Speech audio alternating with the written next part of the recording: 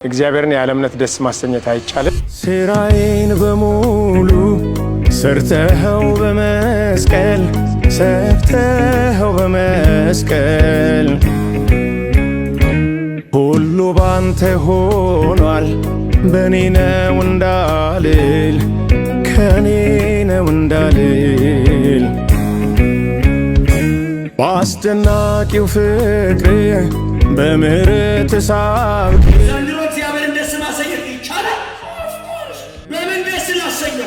ኢየሱስን አሳይቼ በእምነት መኖር። አሁን ምንድነው ኢየሱስ የኖረውን አይነት ህይወት መኖር።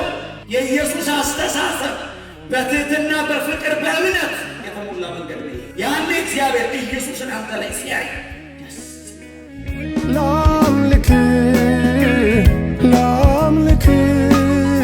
ዛሬ እንግዲህ በዚህ የነበረኝ ቆይታ በጣም ደስ የሚል ጊዜ ነበረ። ስለ እምነት ዕብራውያን 11 ላይ በሄኖክ ህይወት ላይ በተመሰረተ ሐሳብ ዛሬ ተምረን ነበር። እግዚአብሔርን ደስ በማሰኘቱ ምክንያት እግዚአብሔር ወስዶታል። እግዚአብሔር በህይወታችን የሚደሰትብን እንድንሆን ይህንን ማሳሰቢያ ነው የተተወልን። ዛሬ እንግዲህ የተማርነው ስለ እምነት ምስክሮቻችን ነው። ሄኖክ ከእግዚአብሔር ጋር ስለነበረው አካሄድ በህይወታችን ክርስቶስን በማሳየት እግዚአብሔርን ደስ ማሰኘት እንደምንችል ተምረናል እና ከእግዚአብሔር ጋር አካሄድን ማድረግ የእግዚአብሔርን ደስታ እንደመፈጸም እንደሆነ ተምረናል። ዛሬ እና ሰላም ይብዛላችሁ። ዛሬ ከተማርነው ዕብራውያን ምዕራፍ 11 ላይ የአስደናቂ ትምህርት ተምረናል። ጌታ ኢየሱስ ክርስቶስ ትንሣኤ እንዳለ በብሉይ ኪዳን መጽሐፍ አስተምሮናል። በጣም የተወደደ ጊዜ አሳልፈናል። አካሄድን ከእግዚአብሔር ጋር ማድረግ እግዚአብሔር እንደሚወስደን ከእርሱ ጋር ደግሞ እንደሚያኖረን ተምረናል። ጸጋና ሰላም ለእናንተ ይሁን።